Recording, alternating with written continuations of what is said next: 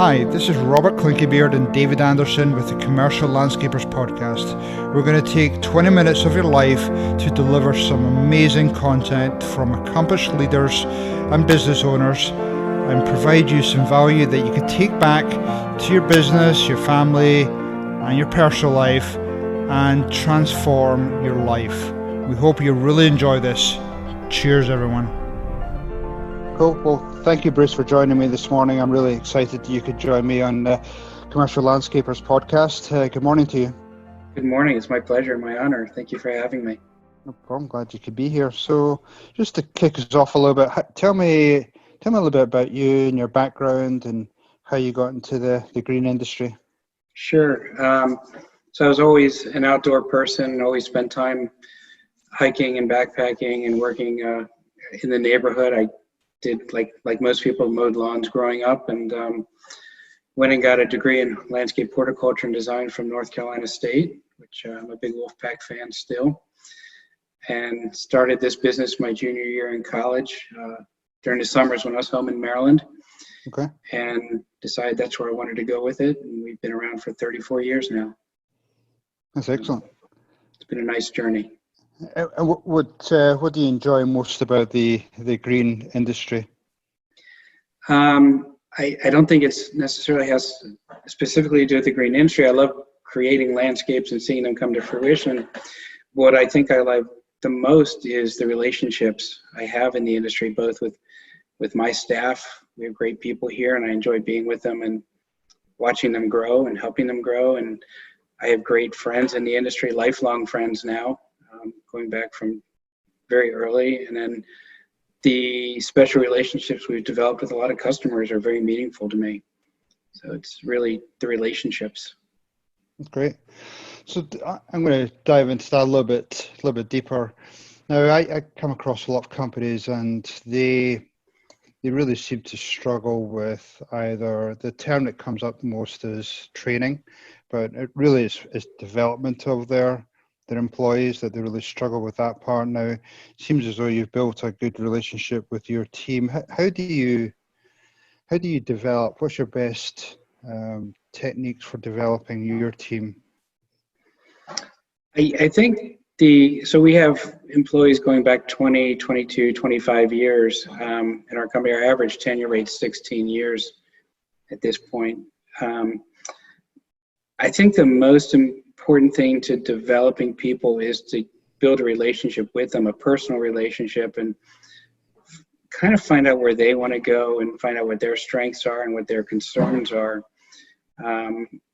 Rather than a formal training program, which we do have, it's building them up and pushing them to learn and to take on more.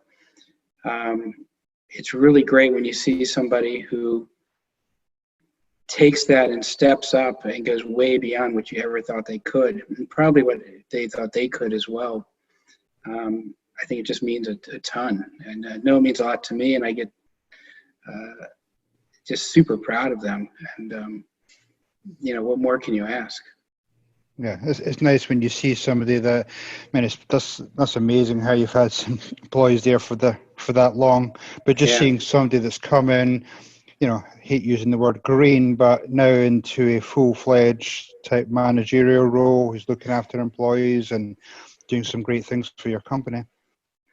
Well, yeah, we even just had a conversation this morning. We've identified 7 younger people in the company that we think have potential to be leaders, and now we're developing a program just for them to spur that growth and that development a little bit faster. And my production manager, Felipe, and I are working on ways that we can deliver more content to them faster and help them grow. And the first step is we're meeting with them individually and letting them know we see this path for them so we can get their buy-in. And it's a real exciting thing to be a part of. Right. That's great. No, that's good. I almost call that, the term I use is building the bench, because you're identifying some of those real young future leaders. Absolutely. And then developing them. So talk to me about, what are some of the tools that first of all, how do you identify those people? Do you use any type of personality assessments? And then second part to that question is what resources do you pull from in laying out what that program looks like? Sure. We don't use any profile methods for that. It's strictly observation and conversations, and talking with their crew leaders. Do you think this person has this potential? And what do you think we need to work on to get them there? A lot of this will be individual tailored. A lot of it will be institutionally tailored. So we're going back and looking at what our success profile looks like in that role, and then backtracking to what skills each person needs.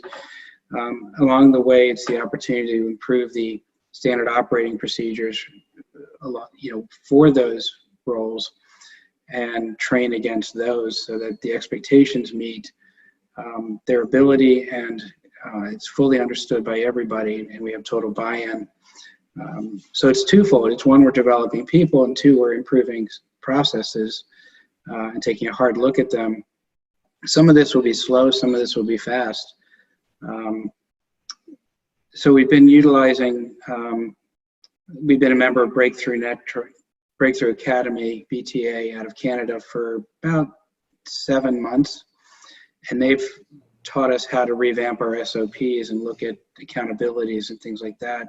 So that's been real instrumental. We have peer groups within that, and talking with those members, talking with my peers in National Association of Landscape Professionals. They've been great resources as well. And then on the technology side, we use LMN, Landscape Management Network, and that has streamlined some processes that are allowing us to do this. And then just normal things like Google Sheets and Google Calendars to help stay organized across all channels. Right. Now, how often do you meet with those individuals? Is that annually? Is that once a quarter, or more frequently, just to sort of check in and see how they're progressing through that development? Sure. So this is really just at the onset.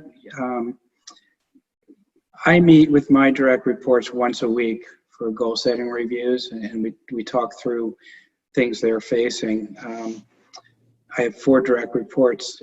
With these people, with these candidates, we'll be meeting with them, I imagine, every 2 weeks and doing similar reviews. Some of that may follow me, but I think more of it will follow to Felipe as their supervisor. And then we'll meet as groups as well. Okay, very cool. And before I move on from that, how do you pull? I mean, one of the biggest challenges I hear out there with different companies is trying to pull in employees, or especially new talent, into the company. Did you go out to colleges? Is it just through advertising, or do you just get a natural flow of people coming to your company since you're so successful? We've tried advertising, but really the best way that we attract people is the folks that work here want to bring in their family and friends. I think they're proud of our company. I feel that through their tenure, we've done a good job of giving them a decent life and livelihood and time at home. I think that kind of balance is really important and appreciated. So when I announce that we have an opening, they tend to have people show up, sometimes more than we need. And sometimes it's a nice problem to have. Yeah, and sometimes at times when we don't need people. But that's a bench that we keep track of so we can call them back when we need them. I've been extremely fortunate and lucky in that regard. Right. Yeah, it's just, as you say, it's nice to have that bench or that pipeline of people coming into the company, because, it helps with your growth, but also, if there's somebody maybe not quite doing so well in the company, at least you have maybe somebody in the wings to potentially replace that person.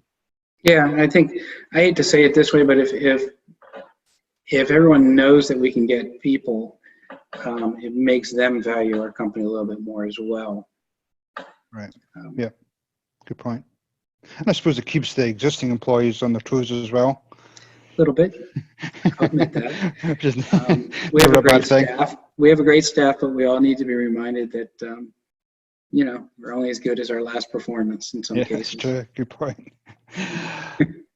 So before we started the recording, Bruce, you talked about how well your company is doing. That you're booming out there. Obviously, there's I see all over the spectrum some companies doing really well. There's some companies really struggling that are down revenues 70-80%. In fact, one of my first speakers on the podcast series was somebody lost 100% of their revenue overnight, and it was just brutal how he just picked things up and pulled his team together. So just talk to me. And I think one of the things I realize is a lot of it's just to do with mindset. You can either listen to the news, you can hear the negativity out there, whether it be in the political scene or all the other platforms. But and talk to me about your mindset as you've gone through this year. Sure. It's as you know, it's been a very interesting and in some cases challenging year. And I'll back it up a little bit. We purchased another company at the end of last year, and we purchased their property as well, which put us right in the heart of our market. It was a big purchase for us. And we entered 2020, with all the positivity in the world. And then March, COVID hit, of course, and a sinking feeling at first struck in, like, oh my goodness, what have we done? We're totally exposed and we don't know what tomorrow brings. But my staff really stepped it up and really committed to our company and our success. I committed to them as well. We did have to shut down for a week. We had somebody who came down with COVID, and thank goodness he's back at work doing fantastic. He'd already missed a week of work not feeling well, and then he got tested, and we decided to shut down for a week right in the middle of May, which, as you know, is very painful, but there was no other decision to make. It was very easy. Right. And I think that proved to everyone that we're committed to our people. We communicated real well to our customers, and things just took off like crazy from there on. We're up substantially in revenue and up even more substantially in profitability. We're booked out further than I think we've ever been booked at this time of the year. Nice. That's great. And it's all because everyone has stepped up and done their job and more extremely well. And I couldn't be prouder. I'm exhausted, but that's a good thing. I'll find time to rest later on, but I'll take that problem. And I think everybody here feels the same way. Right.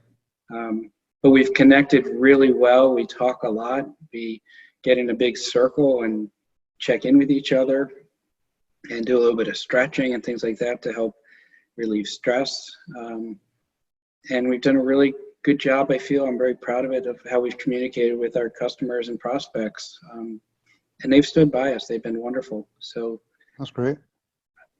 We're in an enviable position in the residential landscape market that people are staying home, not going on vacation, and looking around their yard and wanting to spend time in it. And I feel a little guilty that we benefited from it, but we have, and we should take advantage of that and make sure our company is still here for everybody.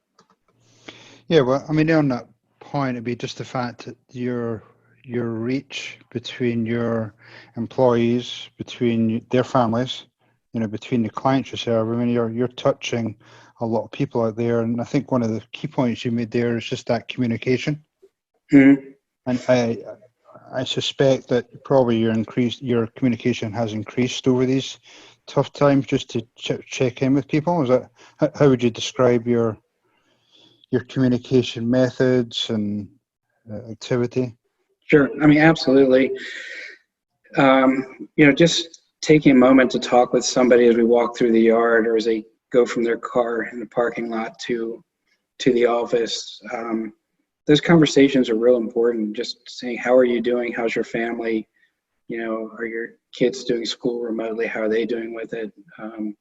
Same conversations with customers, just taking the time. And I find when I talk to people on the phone, the ability to joke around with them a little bit and lighten the mood goes a long way. And I hope it helps. I know that it helps me. So I think it's full circle, 360. No, that's good. That's awesome. One of the things we touched upon, and I think this is probably one of the many reasons why you're so successful in your business. You shared with me about other entrepreneurial journeys you're doing in the background, but you seem to be very, disciplined. You use some good platforms there. We touched on. You've learned a lot about scaling up, which brings in that sort of the discipline and rhythms and strategy and vision. And talk to me about how that has really helped to not only grow your company, but just, importantly, you said earlier, is that profitability has increased. Mm-hmm. Well, I'm kind of a very focused person, and I'm good at prioritizing and compartmentalizing. As you know, I know that you're an Ironman athlete as well, and it takes a lot of discipline to train for that. And I think that it taught me how to, and I learned this in college a lot too, being a college athlete and a student and working. Just really, when I'm in the moment, I have to be in the moment and compartmentalizing and prioritizing my time, and just staying on a task until I can get it done. It doesn't always work, but using every moment I can. And I'm a very early riser. I go to bed very early too, but those morning hours, after I've done my run or my swim or whatever, are real important hours for me to get the day off to a good start. And it's really about focusing myself and focusing those around me on what's important. And there's a lot of things that are not important that we have to do on a daily basis, but most of them can wait until a different time. Wait too long, they become an important thing as well. Right. You have to circle back, but trying to prevent fires is better than putting them out. No, I agree. And actually, I'm going to dive into that a little bit deeper. I mean, you're right. I mean, I'm big into sports and different types of challenges. And so talk to me about your morning routine, because, like you, I'm up super early, just trying to set myself up for success each and every day. So talk to me about your sort of typical morning routine that just sets you up for a good day ahead of you. Sure. So most mornings I'm trying to be in the pool or on the run by 5 a.m. most days. It doesn't work out all the time. Right. I'm also a very bad sleeper. And that's just a time for me to get my brain started and think about what I need to hit first. And I try to do this at the end of the day also, is make my list for the morning and of what my priorities are. I'm big on Google Calendars and color coding and using OneNotes and putting the most important stuff at the top and sometimes the hardest stuff at the top. Right. So I use the morning to just clear my head and align myself.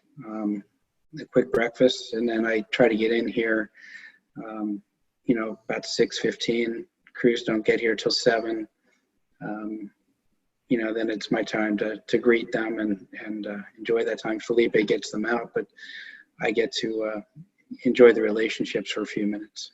Yeah, that's important. I mean, the fact that you're still in there in the morning greeting the crews is great. I mean, I think I come across so many other people who will maybe stroll in about 8, 9 o'clock and all the crews are out and they don't have a great deal of dialogue with the crews. So that's great. I mean, I've certainly gone through phases where that's been the case, and I find that I lose connection and I don't feel comfortable with it. Right. I don't know that it'll last forever, but right now it's really important to me. Right. So it seems as though that balance between your fitness and your work and your communication with employees and clients is really important. Now, that must flow across into your personal family life, just having that good balance there. You shared with me about a business you've recently started up with one of your daughters. Yes. Well, my family is the most important thing in the world to me. And I have 3 daughters, and of course my wife and I essentially grew up together, junior high and high school and adult life. and our relationships are the most vital thing in my life. So none of my daughters live here anymore. They're grown, but we probably talk every single day, which most people find kind of sick. Right. But it's important to us. And, Yep. I have different interests with each of them, which is a lot of fun. And as you just mentioned with my middle daughter, we started a business a couple of years ago called WrightPlants.com, which is a digital marketplace for our industry. And growing that with her and watching her develop as a business person has been a real joy. We get to talk about it a lot, and we each have our own roles, so we can work parallel and take care of our jobs. She has a full-time job as well, so that takes most of her time. And my wife and our other daughters have, peeked in on that business and helped us out at times. And it's just one more connection and one more way to be centered around our family. Great. So that's been a lot of fun. And they're also runners and swimmers, and we do lots of crazy workouts together when they're around, and we just have a great time. That's great. That sounds like I've got a great relationship all around. Yeah. Where do you see that business going in the future? What's your vision for that? So Wright Plants, I think, our industry lacks a marketplace to put profiles of companies to help companies grow. There's hows, but that's really for landscape contractors and designers and architects. Wright Plants expands not just landscapers and designers, but also lawn care and tree care and irrigation companies, garden centers, even down to some supplier levels. And we see it as the one place where all of these companies, large and small, that serve residential customers, can get the word out about themselves, put their pictures on a profile, pictures of their work, pictures of their people. We always encourage that. And I forget how many landscape contractors there are in this country, 20, 40,000, something like that. There's no one platform that brings them all together. We don't sell leads. We're selling space. There's also a free option. I just think it's going to grow exponentially. We've got a lot of support from the industry and from movers and shakers of the industry. And I don't think it has any bounds. It's just a matter of us getting it there. And I invite anybody who's listening, if they want to put their company on there, there's a free way to do that. And if you want to get more exposure, you go to one of the premium models. It's a freemium model website. And we've grown exponentially. We have 500 vendors on there now, contractors of different sorts, in just about every state. So real proud of the work we've done. So far to go. Awesome. Congratulations. Thank you. I wish you all the success with that. Thank you very much. So as we finish up here, Bruce, we have some, smaller industry owners. We have some people considering getting into the business. We have some people out there who are struggling for whatever reasons. What would be your, 2 or 3 points you'd like to just share with them as they, finish up crazy 2020 going into 2021, and what would be your biggest takeaways for those people? And we've all been there. So I think that the 3 best pieces of advice I can get is get a mentor, whether it's somebody in the industry who's further up the ladder or further up the mountain, or somebody in another industry. I've been real blessed with lots of great mentors in my life who've shown me the way and given me great advice and told me when I'm wrong, which is always appreciated. Mm-hmm. The second one would be to join NALP, the National Association of Landscape Professionals. There's so many resources there and so many people willing to help. It's a very welcoming organization, and it's made a huge difference in my company. And frankly, that's where I've met some of the most valuable friendships I have in my life.